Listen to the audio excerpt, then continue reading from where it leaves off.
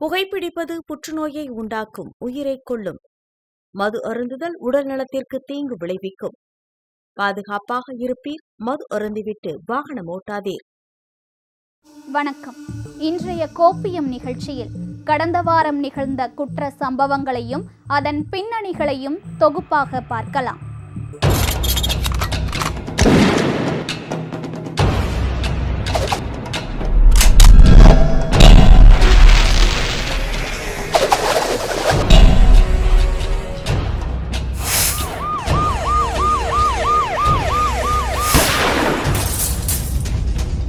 கோப்பியம், உண்மையும் பின்னணியும். திருப்பத்தூர் தனியார் பள்ளி மாணவன் மர்ம மரணம். புதுக்கோட்டை மாவட்டத்தில் இளம் பெண்ணுக்கு மாணவன் பாலியல் தொல்லை. தாம்பரம் அருகே கஞ்சா போதையில் தாக்குதலுக்கு உள்ளான சிறுவன். இது போன்ற குற்ற நிகழ்வுகளில் காவல்துறையின் நடவடிக்கைதான் என்ன? குற்றவாளிகள் பிடிபட்டனரா? என்ன நடந்தது என்பது குறித்து இப்போது பார்ப்போம். திருப்பத்தூரில் தனியார் பள்ளியில் 11ஆம் வகுப்பு படித்த மாணவன் கிணற்றில் பிணமாக மீட்கப்பட்ட சம்பவம் அங்கு பதற்றத்தை ஏற்படுத்தியிருக்கிறது. திருப்பத்தூர் மாவட்டம் கொத்தூர் என்ற கிராமத்தை சேர்ந்தவர் சின்னத்தம்பி. இவரது மகன் முகிலன் திருப்பத்தூரில் அரசு உதவி பெறும் தனியார் பள்ளியில் 11ஆம் வகுப்பு படித்து வந்தார். விடுதியில் தங்கி படித்த மாணவன் முகிலனை 3 நாட்களாக காணவில்லை என பள்ளி நிர்வாகம் கூறியிருக்கிறது. இதன் அடிப்படையில் பெற்றோர் திருப்பத்தூர் போலீசாரிடம் புகார் அளித்திருந்தனர். இந்த நிலையில் பள்ளி வளாகத்தில் மூடப்பட்டு இருந்த கிணற்றிலிருந்து மாணவன் முகிலன் சடலமாக மீட்கப்பட்டான். மாணவனின் மரணத்தில் மர்மம் இருப்பதாக கூறி பெற்றோர்கள் போராட்டம் நடத்தினர். இதனையடுத்து போலீசார் இதுகுறித்து விசாரணை நடத்தி வருகின்றனர். திருப்பத்தூரில் வக்பு வாரிய சொத்துக்களை பள்ளிவாசல் முத்தவள்ளிகள் கையாடல் செய்துள்ளதாக மத்திய அமைச்சர்களிடம் national people form of India சார்பில் புகார் அளிக்கப்பட்டுள்ளது. திருப்பத்தூர் மாவட்டத்தில் உள்ள வக்பு வாரிய சொத்துக்களை தனிநபர்கள் சிலர் கையாடல் செய்ததாக கூறப்படுகிறது. இதுகுறித்து மத்திய உள்துறை அமைச்சர் அமித்ஷா உள்ளிட்டோரிடம் புகார் அளிக்க national people form of India சார்பில் புகார் அளிக்கப்பட உள்ளது. முன்னதாக செய்தியாளர்களை சந்தித்த national people form of India அமைப்பின் தலைவர் ராஷ்மீர் உமி இதனை கண்டித்து டெல்லியில் போராட்டம் நடத்த உள்ளதாகவும் கூறினார். வக்பு வாரிய சொத்து பல கோடிக்கு கையாடல் செய்த பல பள்ளிவாசல் முத்தவள்ளிகளை பற்றி தான் இந்த ஒரு செய்தியாளர்கள் சந்திப்பு. தமிழ்நாட்டில் திருப்பத்தூரில் பல பள்ளிகள், பல மசூதிகள், கிட்டத்தட்ட கோடிக்கணக்கில் வக்பு வாரிய நிலத்தை அந்த தனிப்பட்ட நபர்களே கையாடல் செய்திருக்கின்றார்கள். தாம்பரம் அருகே சிறுவன் மீது தாக்குதல் நடத்திய நபர்களை கைது செய்ய கோரி பொதுமக்கள் சாலை மறியல் போராட்டம் நடத்தினர். தாம்பரம் அடுத்துள்ள ஆரம்பாக்கம் பகுதியைச் சேர்ந்தவர் ராஜேஷ். இவரது 10 வயது மகன் அந்த பகுதியில் உள்ள கடைக்கு செல்லும் போது கஞ்சா போதையில் இருந்த பாலாஜி என்ற இளைஞர் தாக்குதல் நடத்தியதாக தெரிகிறது. இது குறித்து அப்பகுதி மக்கள் மணிமங்கலம் காவல் நிலையத்தில் புகார் அளித்துள்ளனர். ஆனால் போலீசார் நடவடிக்கை எடுக்கவில்லை என கூறப்படுகிறது. இந்த நிலையில் போலீசாருக்கு பொதுமக்கள் கண்டனம் தெரிவித்தனர். சீர்காழி அருகே புதுப்பட்டினம் கிராமத்தை சேர்ந்தவர் வாசு. கடந்த 2012ஆம் ஆண்டு இவரது உடல் பழையாறு கடற்கரையில் கரை ஒதுங்கியது. இந்த வழக்கில் முன்விரோதம் காரணமாக பழையாறு கிராமத்தை சேர்ந்த மாரியப்பன், கணேசன், கோவிந்தராஜன் ஆகிய 3 பேர் கைது செய்யப்பட்டனர். இது தொடர்பான வழக்கு மயிலாடுதுறை மாவட்ட அமர்வு நீதிமன்றத்தில் 13 ஆண்டுகள் நடைபெற்று வந்த நிலையில் போதிய ஆதாரங்கள் இல்லாததால் 3 பேரையும் விடுதலை செய்து நீதிமன்றம் உத்தரவிட்டுள்ளது. காவல்துறையினரின் புலன் விசாரணை சரியாக நடைபெறாததே தாமதமான நீதிக்கு காரணம் என விடுதலையானவர்களின் தரப்பு வழக்கறிஞர் தெரிவித்துள்ளார். புதுப்பட்டினம் காவல் நிலையத்தில் பதிவு செய்யப்பட்ட ஒரு கொலை வழக்கு 13 வருஷம் கழிச்சு இன்னைக்கு தீர்ப்பாயிருக்கு. அதில் சம்பந்தப்பட்ட எதிரிகள் விடுதலை செய்யப்பட்டிருக்காங்க. இதில் நீதி மிக தாமதமாக கிடைக்கப்பட்டிருக்கு. இந்த கொலை வழக்கில் சந்தேகப்பட்டு கைது செய்யப்பட்ட எதிரிகள் 3 அப்பாவிகள். ஆனால் காவல்துறை சரியாக புலன் விசாரணை செய்யாமல் அவங்கள எதிரிகளாக தீர்மானித்து சிறைப்படுத்தியிருக்காங்க. அதுக்கு பிறகு இந்த வழக்கு நாகப்பட்டினம் அமர்வு நீதிமன்றத்தில் நடந்துச்சு. வாணியம்பாடி ஆம்பூர்பேட்டை பகுதியைச் சேர்ந்தவர் ஜாய்சி. இவர் வீட்டில் தனியாக இருப்பதை நோட்டமிட்ட நபர் ஒருவர் வீட்டிற்குள் நுழைந்துள்ளார். அப்போது ஜாய்சியை தவிர யாரும் இல்லாததை அறிந்த அவர் கத்தியை காட்டி மிரட்டி நகையை கேட்டுள்ளார். ஆனால் அவர் தர மறுக்கவே கத்தியால் உடல் பகுதியில் தாக்கிவிட்டு அங்கிருந்து தப்பி சென்றார். இது தொடர்பான சிசிடிவி காட்சிகளை கைப்பற்றியுள்ள போலீசார் கொள்ளையனை தேடி வருகின்றனர். சென்னை பூந்தமல்லியில் கஞ்சா விற்பனை குறித்த தகவலை அடுத்து காவல்துறையினர் ரோந்து பணியில் ஈடுபட்டனர். அப்போது அங்கு உள்ள அம்பேத்கர் சிலை அருகே சந்தேகத்திற்குரிய வகையில் நின்றவரை காவல்துறையினர் சோதனையிட்டனர். அவர் வைத்திருந்த பையில் 10 கிலோ கஞ்சா இருந்ததை அடுத்து அவரை கைது செய்த போலீசார் கஞ்சாவை பறிமுதல் செய்தனர். விசாரணையில் அவர் பெங்களூருவை சேர்ந்த சிவசங்கர் என்பதும் பூந்தமல்லி சுற்றுவட்டார பகுதிகளில் கஞ்சா விற்பனை செய்ய திட்டமிட்டிருந்ததும் தெரியவந்தது.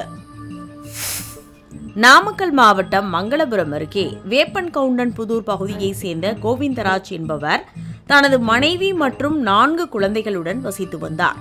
இவர் வீடு கட்டுவதற்காக கடன் வாங்கிய நிலையில் அதனை அடைக்க முடியாமல் மிகவும் சிரமப்பட்டு வந்தார்.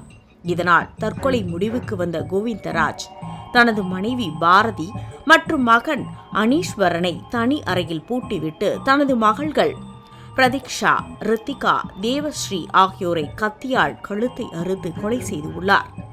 மேலும் அவர் பூச்சி மருந்து அருந்தி தற்கொலையும் செய்துள்ளார்.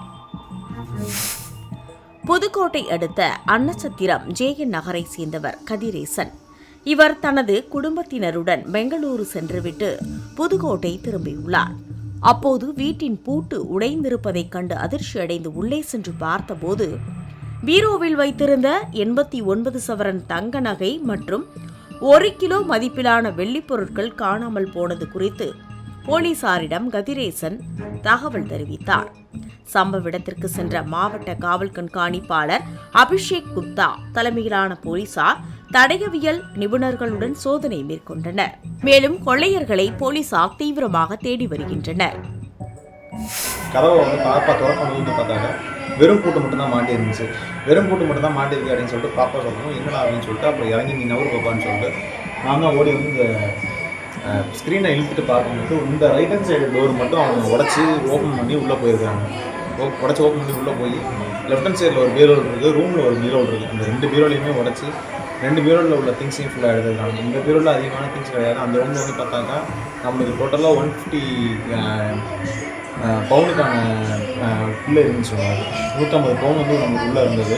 அது இல்லாமல் 1 கிலோ வெள்ளி வந்து பார்த்தாக்கா நம்ம குத்து விளக்கு, குங்கும சிம்மு, அதுக்கப்புறம் வந்து பார்த்திங்க அப்படின்னா இந்த பிள்ளைங்களுக்கு 2 பொண்ணுங்க இருக்குது அவங்களுக்கு, அதுக்கு சேர்த்து வச்ச பொருளுங்க எல்லாமே மொத்தமாக எல்லாமே எடுத்துகிட்டு போயிட்டாங்க. கடலூர் மாவட்டம் புது பிள்ளையார்குப்பம் பகுதியைச் சேர்ந்த மருத்துவர் ராஜா என்பவரின் வீட்டில் கடந்த ஜூலை மாதம் 150 சவரன் தங்க நகைகளை மர்ம நபர்கள் திருடிச் சென்றனர். இந்த சம்பவம் தொடர்பாக போலீசார் வழக்குப்பதிவு செய்து மர்ம நபர்களை தேடி வந்தனர். இந்த நிலையில் சாத்திப்பட்டு அருகே போலீசார் வாகன சோதனையில் ஈடுபட்டிருந்த போது அந்த வழியாக வந்த காரை மடக்கி சோதனை செய்தனர். அப்போது காரில் இருந்த 5 பேர் தப்பி ஓட முயன்றதால் அவர்களை பிடித்து போலீசார் விசாரணை நடத்தியதில் அவர்கள் மருத்துவர் வீட்டில் நகைகளை திருடிய கும்பல் என்பது தெரிய வந்தது. இவர்கள் திருடப்பட்ட நகைகளை உருக்கி விற்பனை செய்ய சென்றதும் கண்டுபிடிக்கப்பட்டது. இதையடுத்து 5 பேரையும் கைது செய்த போலீசார் 93 சவரன் நகைகளை பறிமுதல் செய்தனர். அந்த 5 நபர்களிடம் சோதனையிடும் பொழுது இந்த 750 கிராம் தங்க பார்கள் வந்து அவங்களிடம் இருந்தது. அது வந்து பார்த்தோம்னா 94 சவரன் நகைகள். ஸோ அவங்க யாருன்னா உங்களுக்கு கொடுத்துருக்கு சுரேஷ், தினேஷ்குமார், ஜெகதீசன், முருகன், அசோக். இவங்கெல்லாம் வந்து வெள்ளூர் மற்றும் தர்மபுரி, சேலம் மாவட்டத்தை சார்ந்தவர்கள். இவர்களிடமிருந்து இந்த நகைகள் வந்து பறிமுதல் செய்திருக்கிறோம். அதுபோல் வந்து இந்த காரையும் பறிமுதல் செய்திருக்கிறோம். இவர்களும் வந்து இந்த மருத்துவர் வீட்டில் வந்து குற்றத்தை செய்ததை ஒப்புதல் அளித்திருக்கிறார்கள். சீர்காழி அடுத்த பண்ணக்காரா கோட்டகம் கிராமத்தில் பிரசித்தி பெற்ற அழகு முத்துமாரியம்மன் கோவில் அமைந்துள்ளது. இந்த கோவிலில் அண்மையில் கும்பாபிஷேகம் நடைபெற்ற நிலையில் மர்ம நபர்கள் முன்பக்க கதவை உடைத்து உண்டியலில் இருந்த 50,000 ரூபாயையும் அம்மன் கழுத்தில் இருந்த 2.5 கிராம் தாலியையும் திருடிச் சென்றுள்ளனர். இதுகுறித்து தகவல் அறிந்த போலீசார் வழக்கு பதிவு செய்து விசாரணை மேற்கொண்டு வருகின்றனர். மதுரையை சேர்ந்த தங்க நகை வியாபாரி விஜயராஜா என்பவர் காரைக்குடியில் உள்ள தங்க நகை வியாபாரிகளிடம் விற்பனை செய்வதற்காக பேருந்தில் வந்துள்ளார். காரைக்குடி பழைய பேருந்து நிலையத்தில் இறங்கிய அவர் சிவன் தியேட்டர் அருகே நடந்து சென்றபோது காரில் வந்த மர்ம நபர்கள் விஜயராஜா பையில் வைத்திருந்த 1.5 கிலோ தங்க நகைகளை வழிப்பறி செய்து தப்பியுள்ளனர். இது தொடர்பாக அளித்த புகாரின் பேரில் போலீசார் சம்பவ இடத்தில் நேரில் சென்று ஆய்வு செய்து விசாரணை நடத்தினர். மேலும் சிசிடிவி கேமராவில் பதிவான காட்சிகளை ஆய்வு செய்து மர்ம நபர்களை தேடி வருகின்றனர்.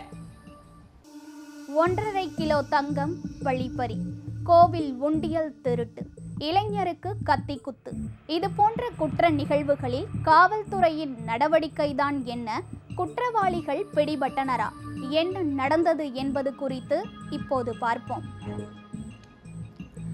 ராணிப்பேட்டை மாவட்டத்தில் ரயில்களில் கஞ்சா கடத்தப்படுவதாக அரக்கோணம் ரயில்வே பாதுகாப்பு படை போலீசாருக்கு ரகசிய தகவல் கிடைத்தது. இதையடுத்து அரக்கோணம் ரயில் நிலையத்தில் போலீசார் தீவிர ரோந்து பணியில் ஈடுபட்டனர். அப்போது 1வது பிளாட்பார்ம் அருகே சுற்றித் திரிந்த 2 வட மாநில வாலிபர்களை பிடித்து விசாரணை மேற்கொண்டனர். அவர்களின் உடைமைகளை சோதனை செய்தபோது 30 கிலோ கஞ்சா மறைத்து வைத்திருப்பது கண்டுபிடிக்கப்பட்டது.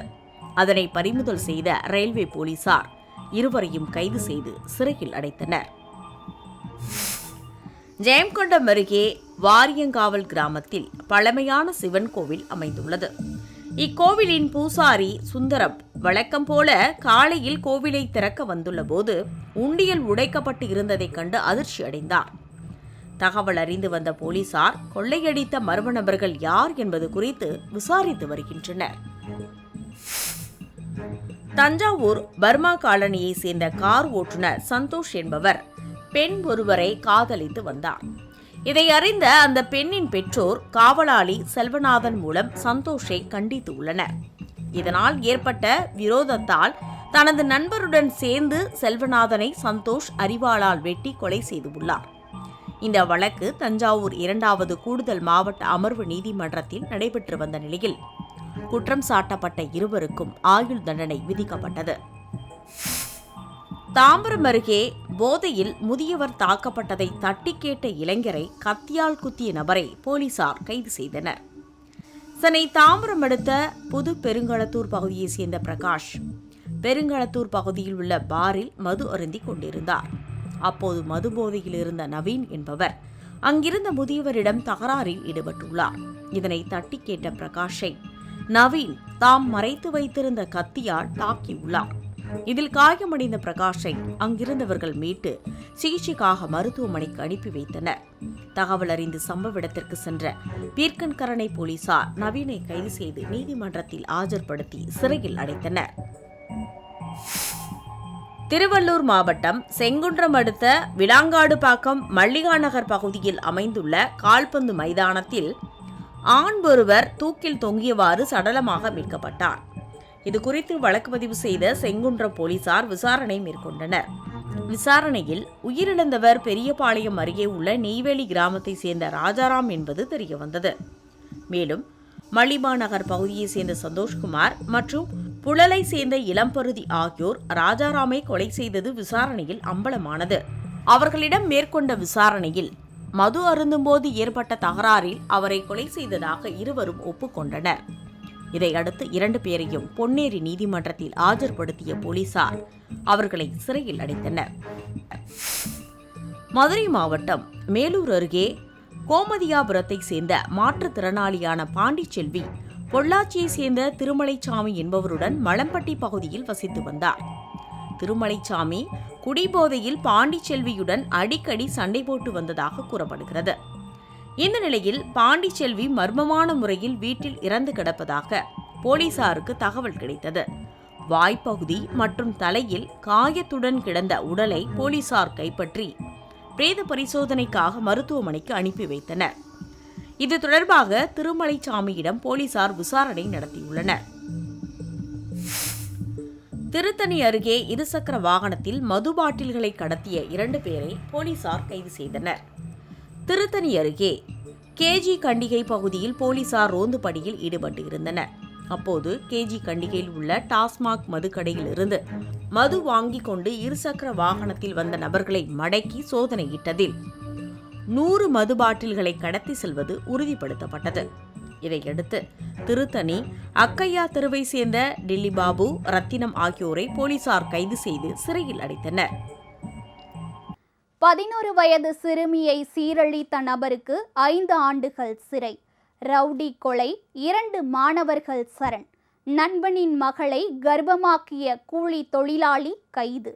இதுபோன்ற குற்ற நிகழ்வுகளில் காவல்துறையின் நடவடிக்கைதான் என்ன? குற்றவாளிகள் பிடிபட்டனரா? என்ன நடந்தது என்பது குறித்து இப்போது பார்ப்போம். 11 வயது சிறுமியை பாலியல் வன்கொடுமை செய்த நபருக்கு 5 ஆண்டுகள் சிறை தண்டனை விதித்து திருவள்ளூர் போக்சோ சிறப்பு நீதிமன்றம் தீர்ப்பளித்துள்ளது.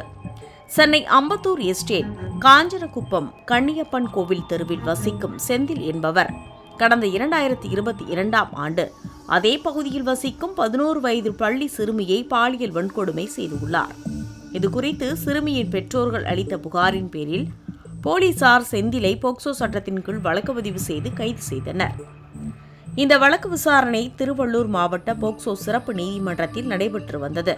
இந்த நிலையில் இந்த வழக்கை விசாரித்த நீதிபதி உமா மகேஸ்வரி செந்திலுக்கு 5 ஆண்டு சிறை தண்டனை மற்றும் 5000 ரூபாய் அபராதம் விதித்து தீர்ப்பு வழங்கினார். சென்னை விமான நிலையம் எதிரே உள்ள மேம்பாலத்திலிருந்து குதித்து ஐடி ஊழியர் தற்கொலை செய்து கொண்டுள்ளார். தாம்பரத்தை அடுத்த குரோம்பேட்டை சாந்தி நகர் பகுதியைச் சேர்ந்தவர் பாலாஜி.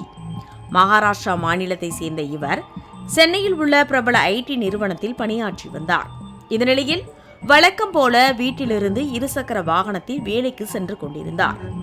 சென்னை சர்வதேச விமான நிலையம் அருகே ஜிஎஸ்டி சாலை வந்தபோது திடீரென தனது இருசக்கர வாகனத்தை நிறுத்திய அவர் மேம்பாலத்திலிருந்து கீழே குதித்து தற்கொலை செய்து கொண்டார்.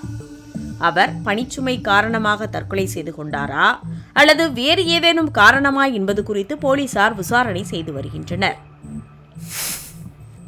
திருப்பூரில் வரதட்சணை கொடுமையால் தற்கொலை செய்து கொண்ட பிரீத்தியின் கணவர், மாமியார் மற்றும் மாமனார் என 3 பேர் கைது செய்யப்பட்டுள்ளனர். வரதட்சணை கொடுமையால் தற்கொலை செய்து கொண்ட பிரீத்தியின் உடற்கூறாய்வு முடிந்த பின்னரும் உடலை வாங்க மறுத்த உறவினர்கள் போராட்டத்தில் ஈடுபட்டனர்.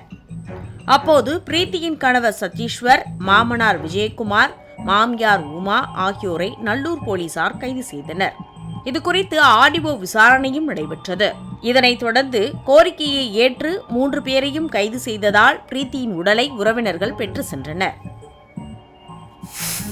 சத்தீஸ்கர் மாநிலத்தில் கடத்தப்பட்ட குழந்தை கும்பகோணத்தில் மீட்கப்பட்டுள்ளது. சத்தீஸ்கர் மாநிலத்தை சேர்ந்த சோனு மாணிக்புரி என்பவர் வெளியூர் செல்வதற்காக கடந்த 26ஆம் தேதி தனது குடும்பத்தினருடன் துர்க் ரயில் நிலையம் சென்றுள்ளார். அங்கு ரயில் நிலையத்திலேயே குடும்பத்தினருடன் படுத்து தூங்கியுள்ளார். காலை எழுந்து பார்த்தபோது அவர்களது 18 மாத குழந்தையான கார்த்திக் காணாமல் போனது தெரிய வந்தது. இதுகுறித்து சோனு துர்க் ஜிஆர்பி புறக்காவல் நிலையத்தில் புகார் அளித்தார். புகாரின் பேரில் வழக்கு பதிவு செய்த போலீசார் குழந்தையை தேடி வந்தனர். இந்நிலையில் தஞ்சாவூர் மாவட்டம் திருவிடைமருதூர் பகுதியை சேர்ந்த ஆறுமுகம் என்பவர் குழந்தையை கடத்திச் சென்றது தெரிய வந்தது. இதையடுத்து தஞ்சாவூர் வந்த சத்தீஸ்கர் போலீசார் உள்ளூர் காவல்துறையினர் உதவியுடன் ஆறுமுகத்தை கைது செய்தனர். மேலும் குழந்தையை மீட்டு அவரது குடும்பத்தினரிடம் ஒப்படைத்தனர். வேலூர் அருகே நண்பரின் 15 வயது மகளை கர்ப்பமாக்கிய கூலி தொழிலாளி போக்சோ சட்டத்தின் கீழ் கைது செய்யப்பட்டுள்ளார். பேரணாம்பட்டு அடுத்த கோக்கலூர் பகுதியை சேர்ந்தவர் ராஜா. கூலி தொழிலாளியான இவர் அதே பகுதியை சேர்ந்த நண்பரின் 15 வயது மகளை காதலிப்பதாக கூறி பலாத்காரம் செய்துள்ளார். இதனை அறிந்த சிறுமியின் பெற்றோர் காவல் நிலையத்தில் புகார் அளித்தனர். இதையடுத்து குடியாத்தம் போலீசார் ராஜாவை போக்சோ சட்டத்தின் கீழ் கைது செய்து சிறையில் அடைத்தனர். ரயில்களில் பொதுமக்களுக்கு அச்சுறுத்தல் ஏற்படுத்தும் வகையில் செயல்படும் மாணவர்கள் மீது கண்டிப்பாக நடவடிக்கை எடுக்கப்படும் என ரயில்வே டிஜிபி வன்னிய பெருமாள் தெரிவித்துள்ளார். பாதுகாப்பான ரயில் பயணம் குறித்து சென்னை மாநில கல்லூரி மாணவர்களுக்கு விழிப்புணர்வு நிகழ்ச்சி நடத்தப்பட்டது. இதில் சிறப்பு விருந்தினராக வன்னிய பெருமாள் கலந்து கொண்டு மாணவர்களுக்கு பல்வேறு அறிவுரைகளை வழங்கினார். பின்னர் செய்தியாளர்களிடம் பேசிய அவர், கடந்த 8 மாதங்களாக ரயில்களில் மாணவர்களின் அட்ராசிட்டி சம்பவங்கள் குறைந்துள்ளதாக தெரிவித்தார். பெருங்குடி ரயில் நிலையத்தில் பெண்ணிடம் நகைப்பறிப்பு சம்பவம் நடைபெற்றதற்கு பின்னர் ரயில் நிலையங்களில் கூடுதல் கண்காணிப்பு போடப்பட்டுள்ளதாகவும் வன்னிய பெருமாள் கூறினார். இரவு நேரத்தில் எங்கே இருந்தாலும் சரி, ஆர்பிஎஃப் நானும் சேர்ந்து ஒரு கம்பார்ட்மெண்ட்டுக்கு ஒரு பிசி அனுப்புகிறோம். அட்வான்ஸ் இன்டிமேஷன் கொடுக்குறோம். உள்ளே போய் அவேர்னஸ் பண்ணுறோம். அலாம் பட்டன் இன்ஸ்டால் பண்ணுறோம். சிசிடிவிங்கிறது எங்களுக்கு கிடைச்சிடறோம். மிகப்பெரிய வரப்பிரசாதம். சிசிடிவி யாருமே தப்ப முடியாது அப்படின்னு சொல்லி இப்போ காவல்துறை தலைமை இயக்குனர் அந்த சிசிடிவியை எக்ஸ்டெண்ட் பண்ணணும் அப்படின்னு நாங்கள் ஒரு கலந்தாய்வு கூட்டம் போட்டு ரயில்வே துறை ஒத்துக்கிட்டு அந்த வேலையை நடந்துக்கிட்டு. நாமக்கல்லில் செயினை பறித்துவிட்டு காரில் தப்பிச் சென்ற நபரை கரூர் மாவட்டம் பசுபதிபாளையம் அருகே போலீசார் சுற்றி வளைத்து கைது செய்த வீடியோ வெளியாகியுள்ளது. நாமக்கல் மாவட்டம் மோகனூரை அடுத்த வளையப்பட்டி காவல் நிலையத்திற்கு உட்பட்ட பகுதியில் செயின் பறிப்பில் ஈடுபட்ட நபர் தனது காரில் அங்கிருந்து தப்பித்துள்ளார். இதுகுறித்து மோகனூர் காவல் நிலைய ஆய்வாளர் கரூர் மாவட்ட காவல் கட்டுப்பாட்டு அறைக்கு தகவல் தெரிவித்துள்ளார். இதனைத் தொடர்ந்து பசுபதிபாளையம் காவல் நிலைய ஆய்வாளர் மற்றும் பசுபதிபாளையம் போக்குவரத்து ஆய்வாளர்களுக்கும் தகவல் தெரிவிக்கப்பட்டது. கரூர் திருச்சி தேசிய நெடுஞ்சாலையில் காந்தி கிராமம் அருகே வந்தபோது போக்குவரத்து ஆய்வாளர் தடுப்புகள் அமைத்து காரை நிறுத்தினார். பின்னர் காரில் இருந்த திருச்சியை சேர்ந்த வெங்கடராமன் என்பவரை கைது செய்து அவரிடமிருந்த நகையை மீட்டனர். சிறையில் இருந்து வெளியே வந்த பின்னரும் தொடர்ந்து போதைப் பொருட்களை சட்டவிரோதமாக விற்பனை செய்பவர்கள் மீது கடுமையான நடவடிக்கை எடுக்கப்படும் என பள்ளிக்கரணை காவல் துணை ஆணையர் கார்த்திகேயன் எச்சரிக்கை விடுத்துள்ளார். சேலையூர், பள்ளிக்கரணை, மறைமலை நகர், செம்மஞ்சேரி உள்ளிட்ட பகுதிகளில் உள்ள கடைகளில் உணவு பாதுகாப்புத்துறை அதிகாரிகள் அதிரடி சோதனை நடத்தினர். இதில் 240 கிலோ குட்கா, பான் மசாலா உள்ளிட்ட தடை செய்யப்பட்ட குட்கா பொருட்கள் பறிமுதல் செய்யப்பட்டன. இது தொடர்பாக 40 கடைகளின் உரிமையாளர்கள் கைது செய்யப்பட்டனர். இதுகுறித்து செய்தியாளர்களை சந்தித்த துணை ஆணையர் கார்த்திகேயன், கைது செய்யப்பட்டவர்களுக்கு 25,000 ரூபாய் அபராதம் விதிக்கப்பட்டு சிறையில் அடைக்கப்பட்டுள்ளதாக தெரிவித்தார். பண்ற கடைசியிலேயே அவங்களுக்கு வியாபாரம் லாஸ் ஆகுது. ஒன்று, ரெண்டாவது 25,000 ஃபைன் வருது, அவங்களுக்கு ஃபைன் விதிக்கிறாங்க. 3,000 நம்ம சட்ட ரீதியாக வழக்கு பதிவு பண்ணி அவரை ரிமாண்டுக்கு அனுப்புகிறோம், ஜெயிலுக்கு போறாரு. அது திருப்பி நாளைக்கு ட்ரையல் ப்ராசஸ் அவருக்கு தண்டனை. சட்டங்கள் எவ்வளவு கடுமையானாலும் குற்ற சம்பவங்கள் தொடர்ந்தவாறே உள்ளது. ஒவ்வொரு குற்ற சம்பவத்திற்கு பின்னணியிலும் இந்த சமூகம் ஒரு அங்கமாகிறது. குற்றம் நடந்த பின்னர் அதற்கான நடவடிக்கைகளில் காவல்துறை ஈடுபடுவதை தவிர்த்து ஒரு குற்றமற்ற சமூகத்தை படைப்பதற்கு மக்களிடையே விழிப்புணர்வை ஏற்படுத்துவதை அரசு உறுதி செய்ய வேண்டும் என்பதே அனைவரின் வேண்டுகோளாக உள்ளது. மீண்டும் அடுத்த கோப்பியம் நிகழ்ச்சியில் சந்திப்போம். அதுவரை உங்களிடமிருந்து விடைபெறுபவர் அருணா செல்வம்.